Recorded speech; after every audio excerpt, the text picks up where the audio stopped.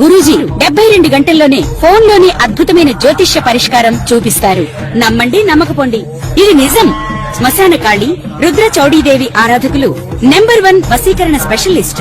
గురూజీ మనిషి పుట్టుక నుండి చనిపోయే వరకు వచ్చే అన్ని క్లిష్టమైన సమస్యలకు పరిష్కారం ఇక్కడ లభిస్తుంది. విద్య, ఉద్యోగం, వ్యవహారం, స్త్రీ ప్రేమ, పెళ్లి, సంతానం, స్త్రీ పురుష వశీకరణం, భూవశం, భార్యాభర్తల కలహాలు, కోర్టు సమస్యలు, విడాకుల సమస్యలు, చేతబడి, అప్పుల బాధ, ఇంకా మీకు ఎలాంటి సమస్యలు ఉన్నా 72 గంటల్లోనే శాశ్వత పరిష్కారం చేయబడును. ఓం వసుదేవసుతం దేవం కంసచాణూరమర్దనం దేవకీ పరమానందం కృష్ణం వందే జగద్గురుం. ఓం నమో భగవతే వాసుదేవాయ. శ్రీ రాధాకృష్ణాభ్యాం నమః. హ్రీంకారాసనగర్భిత నలశిఖాం సౌహ క్లీం కళాం బిభ్రతీం సవర్ణాంబరధారిణీం పరసుతాధౌతాం త్రినేత్రోజ్వలాం వందే పుస్తకపాశమంకుశధరాం స్రగ్భూషితాముజ్వలాం త్వాం గౌరీం త్రిపురాం పరాత్పరకళాం శ్రీచక్ర సంచారిణీం. ఓం శ్రీ దుర్గామల్లీశ్వరాభ్యాం నమః. మనకి సెప్టెంబర్ నెల 2025 సంవత్సరంలో అసలు గ్రహస్థితులు ఏ విధంగా ఉన్నాయో మనం మొట్టమొదటగా చూద్దాం. రాహువు కుంభరాశిలో ఉన్నాడు, కేతువు సింహరాశిలో ఉన్నాడు, శని మరి ఈ యొక్క మీనరాశిలో ఉన్నాడు. ఆ తర్వాత గురుడు మనకి మిథున రాశి సంచారము, అలాగే ఈ యొక్క శుక్రుని తీసుకుంటే మనకి 14 సెప్టెంబర్ వరకు కర్కాటక రాశి, ఆ తదనంతరం మనకి సింహరాశిలో ఉంటాడు. అలాగే ఈ యొక్క కుజుడిని కనుక మనం తీసుకుంటే మనకి 13 సెప్టెంబర్ వరకు కన్యా రాశి, ఆ తర్వాత మనకి తులారాశి సంచారం. రవిని కనుక తీసుకుంటే ఇప్పుడు రవికేతువులు ఇద్దరు కూడా సింహరాశిలో ఉన్నారు. మరి 14 ఆగస్టు దాటిన తర్వాత అంటే మనకి ఎప్పటి వరకు సెప్టెంబర్ 14వ తేదీ వరకు కూడా ఈ రవిగ్రహము మనకి సింహరాశిలో ఉండడం జరుగుతుంది. ఆ తర్వాత 14 సెప్టెంబర్ తర్వాత మనకి కన్యా రాశి సంచారం జరుగుతుంది. ఈ విధంగా ఉన్నటువంటి గ్రహ స్థితిగతులతో 12 రాశుల వారికి ఏ ఏ ఫలితాలు ఇస్తాయో మనం ఈ వీడియోలో తెలుసుకుందాం. ముందుగా మనకి ఈ యొక్క రవి కేతువులిద్దరూ కూడా మనకి 14 సెప్టెంబర్ వరకు సింహరాశిలో మనకి ఉండడం వలన ఆరోగ్యపరమైనటువంటి ఇబ్బందులు కొంతమందికి కలగడానికి అవకాశాలు ఉన్నాయి. ఆరోగ్య భంగాలు కొన్ని రాశుల వారికి.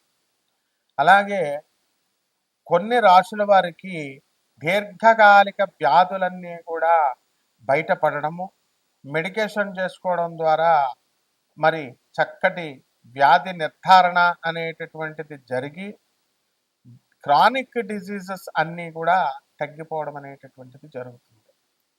ఈ కంజంక్షన్ అనేటటువంటిది ఉత్తమమైనటువంటి కంజంక్షన్గా మనం చెప్పుకుంటూనే పూర్వజన్మలో మనకున్నటువంటి పితృ దోషాలు ఏవైతే ఉన్నాయో ఈ జన్మలో కూడా ఇవన్నీ కూడా మనకి బయటపడడం జరుగుతుంది. తద్వారా మనము అనాథ పిల్లలకి, ఆ తర్వాత సాధువులకి మనమందరం కూడా ధన సహాయం చేయడం ద్వారా ఈ యొక్క పితృదోషాలు తీరిపోతాయి. అలాగే ఈ యొక్క జగద్గురువు అయినటువంటి ఆనందమూర్తి ఆ శంభాల గ్రామానికి ఆయన ఫస్ట్ ల్యాండ్స్కేప్గా పుందాగ్ అనేటటువంటి ప్లేస్ని, మరి అలాగే ఇది లాస్ట్ ల్యాండ్స్కేప్ శంభాల నగరం కలియుగాంతం అయిన తర్వాత దీన్ని చక్కగా NGRI national geological research institute కూడా కన్ఫర్మ్ చేయడం అనేటటువంటిది జరిగింది. కాబట్టి ఈ పితృదోషాలకి ఏకైక మార్గంగా పెద్దవాళ్ల సేవ, అనాథల సేవ, వికలాంగుల సేవ, అలాగే సాధు సత్పురుషుల యొక్క సేవ అనేటటువంటిది నిర్దేశించడం జరిగింది. ఇకపోతే మనకి బుధుడు కుజుడు ఇద్దరూ కలిసి కంజంక్షన్ అనేటటువంటిది కన్యా రాశిలో మనకి 13 సెప్టెంబర్ వరకు జరిగింది. దీనివలన చాలామంది రాశుల వారికి మోకాళ్ళ నొప్పులు, ఆ తర్వాత మోకాళ్ళల్లో గుంజు ఆర్థో ఎరిథ్రైటిస్ ప్రాబ్లంతో వీళ్ళందరూ కూడా ఉండడం జరుగుతుంది. కొన్ని రాశుల వారికి భయంకరంగా నడవలేకపోవడముగా అంతగా బాధించడం అనేటటువంటిది జరుగుతుంది. అంతేకాదు నరాలలో బ్లడ్ ఫ్లో తక్కువై మరి హార్ట్ ఫెయిల్యూర్సు, ఆ తర్వాత హార్ట్ అరెస్టులు ఇలాంటివి జరగడానికి కూడా అవకాశాలు కొన్ని రాష్ట్రాల వారికి ఉన్నాయి. దీనికి భయపడాల్సినటువంటి అవసరం లేదు. ఏకైక రెమెడీ ఏమిటంటే మనము మెడికేషన్ చేసుకుంటూనే మరి ఈ అనాథ పిల్లలు సాధు పురుషుల యొక్క వాళ్ళకి ధన సహాయాలు చేసినట్లయితే వాళ్ళ యొక్క జగద్గురువులైనటువంటి ప్రభాత్ రంజన్ సర్కార్ ఆనందమూర్తి గారి యొక్క ఆశీర్వాదం వలన తప్పకుండా మనం ఈ యొక్క సమస్యల్ని నుంచి మనం బయటపడతాం. అదేవిధంగా ఈ యొక్క శుక్ర కుజులు ఇద్దరు కూడా చాలా కాలంగా ఉన్నారు. ఆ శుక్రుడు ఇప్పుడు మనకి సింహరాశి ప్రవేశం 14వ సెప్టెంబర్ దాటిన తర్వాత స్త్రీల నుండి అనేకమైనటువంటి వ్యతిరేకతలు, ఆ తర్వాత స్త్రీల నుంచి అనేకమైనటువంటి సమస్యలు కొన్ని రాశుల వారికి రావడానికి అవకాశాలు ఉన్నాయి. కాబట్టి మనందరం కూడా ఇటువంటి విషయాలకి భయపడకుండా ఆధ్యాత్మిక సాధన చేయాలి. జగద్గురువుల యొక్క సాధన అనేటటువంటిది, ఆయన యొక్క ఆశీర్వాదం అనేటటువంటిది చాలా అవసరం. జగద్గురువులైనటువంటి ఆదిశంకరాచార్యుల వారి ఆశీర్వాదం చాలా అవసరం. మన వ్యక్తిగతమైనటువంటి సమస్యలు చాలా ఉన్నాయి. ఇక్కడ రాశి ఫలాలు చెప్తున్నప్పుడు ప్రతి ఒక్కళ్ళు కూడా ఎలా ఆలోచిస్తారంటే, మాకు ఇప్పుడు సపోజ్ మీకు ధన సహాయం జరుగుతుంది, ధన ఆదాయం బాగా పెరుగుతుంది అన్నాం అనుకోండి. కష్టపడితేనే కదా, మీరు అక్కడ ఉద్యోగాలు చేస్తేనే కదా ఇక్కడ వచ్చేది. మరి అలా కాకుండా కష్టపడకుండా మనకు ఊరికనే మీరు రాశిలో చెప్పారండి, అందుకని మనకి ధన సహాయం మాకు వృద్ధిలోకి వస్తారన్నారు, రాలేదండి అని అనకూడదన్నమాట. దీని ద్వారా మనము మిమ్మల్ని జగద్గురువులైనటువంటి ఆనందమూర్తి గారు కనెక్ట్ చేయడం కోసమే మనము ఈ యొక్క రాశి ఫలాలు అనేటటువంటిది చెప్తున్నాం. 300 ఇండియాలో 300 ప్లేసుల్లో మనకి ఆనంద మార్గ ఆశ్రమాలు ఉన్నాయి. 180 దేశాల్లో ఉన్నాయి. ఐక్యరాజ్య సమితిలో సభ్యత్వం ఉంది.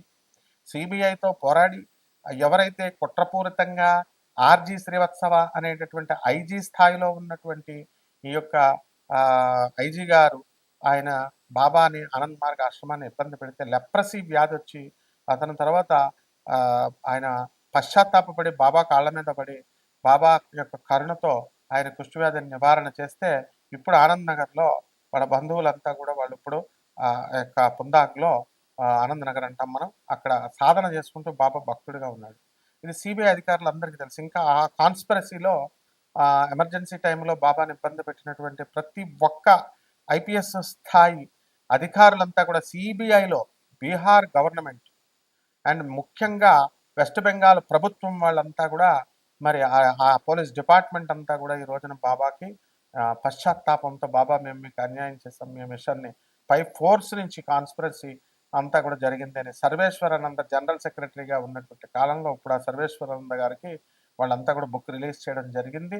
అందరికీ ప్రపంచం అంతా విదితం అనమాట.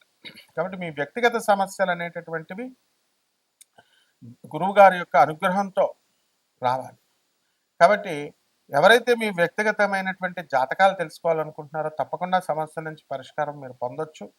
మనం నాన్ కమర్షియల్ బేసిస్తో చెప్పేవాళ్ళని ప్రపంచం అంతా తెలుసు. కాబట్టి మీరు ఇక్కడ ఉద్దేశం ఏంటంటే, నేను ఒక ప్రొఫెసర్ని అయ్యుండి ఒక అధర్వణ మీద పండితుడిని అయ్యుండి కూడా మరి అష్టాదశ శక్తిపీఠాలకి 12 జ్యోతిర్లింగాలకి ఆన్ డ్యూటీ మరి వేద పండితులు అందరితో కూడా వెళ్తాం, వెళ్ళి అమ్మవారి కళా పోషణలు ఇవన్నీ కూడా చేసి వస్తాం స్వామివారికి. మరి అటువంటిప్పుడు మీరంతా కూడా మీకు వ్యక్తిగత జాతకాలు తెలుసుకోవడానికి గురువు యొక్క స్థాయి చాలా అవసరము.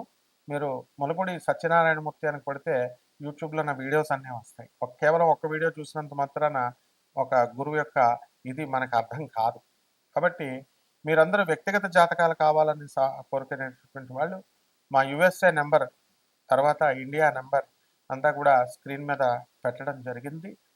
అటువంటి వారికి నిజంగా అవసరం ఉన్నటువంటి వాళ్ళు మాత్రం మమ్మల్ని సంప్రదించవచ్చు. తప్పకుండా మేము సేవ చేయడానికి మేము రెడీ అనమాట. ఇక 12 రాశుల వారికి ఈ యొక్క సెప్టెంబర్ నెలలో రాశిఫలాలు ఎలా ఉన్నాయో మనం సూచనప్రాయంగా స్కెలిటన్ ఐడియా మీకు ఇస్తాను. వ్యక్తిగత జాతకాలు తప్పకుండా కొంచెం లేట్ అయినా కూడా మీ అందరికీ కూడా ప్రతి ఒక్కళ్ళకి ఫోన్ వచ్చిన ప్రతి ఒక్కళ్ళకి మేము చెప్తాం అన్నమాట. చూడండి ఒక్కొక్క రాశి వారికి ఏ విధంగా ఉంటుందో మనం చూద్దాం. వృశ్చిక రాశి గత నెలతో పోల్చుకుంటే కాస్త ఈ వృశ్చిక రాశి వారు ఈ నెలలో కొంచెం ప్రాబ్లమ్స్ సాల్వ్ అవడానికి అవకాశాలు ఉన్నాయి. మరి వృశ్చిక రాష్ట్రాధిపతి అయినటువంటి ఆ యొక్క కుజుడు బ్రహ్మాండంగా 13 సెప్టెంబర్ వరకు మీకు అనేకమైనటువంటి లాభాలను మీకు ఇస్తాడు. భూములు కొంటారు. కాకపోతే కొంచెం టెన్షన్తో ఉంటుందండి. మరి మోకాళ్ళు నొప్పులు వస్తాయి. బుధుడు మనకు అక్కడ పక్క నుండి కొంచెం మీకు బ్యాలెన్స్ తప్పిస్తూ ఉంటాడు. కాబట్టి దూరంగా కొనిపిస్తారు రియల్ ఎస్టేట్ వాళ్ళు. ఆ విధంగా బిల్డర్లు ఎవరైతే ఉన్నారో ఇళ్ళు కడుతున్నటువంటి వాళ్ళు, మరి ఇంకా స్థలాలు అమ్ముడవట్లేదు అనేటటువంటి మెంటల్ టెన్షన్ అనేటటువంటిది ఉంటుంది. అర్ధాష్టమ రాహువు, పంచమ శని, పిల్లలు పిశాచాలలాగా మిమ్మల్ని ఏడిపించుకు తింటూ ఉంటారు. వీళ్ళని వదిలించేసుకుంటే చాలు అని వాళ్ళకి చదువు సంగతి దేవుడు ఎరుగు దూరంగా హాస్టల్లో పడేస్తారనమాట. అదేవిధంగా మెంటల్ టెన్షన్, మనకు దొరికినటువంటి అసిస్టెంట్లంతా కూడా ఒకటి చెప్తే ఒకటి చేసి మన బుర్రలు తినేస్తూ ఉంటారు. ఆ రకంగా అనేకమైనటువంటి టెన్షన్లు. అలాగే ఆదాయాలు చూసుకుంటే బ్రహ్మాండంగా ఉంది. నీతులు చెప్పేటటువంటి వాళ్ళందరినీ వదిలేసి మీకు చెడు చేస్తున్నా సరే మిమ్మల్ని బాగా పొగుడుతూ ఉన్నటువంటి వాళ్ళు అందరినీ కూడా దరిచేర్చుకుంటారు.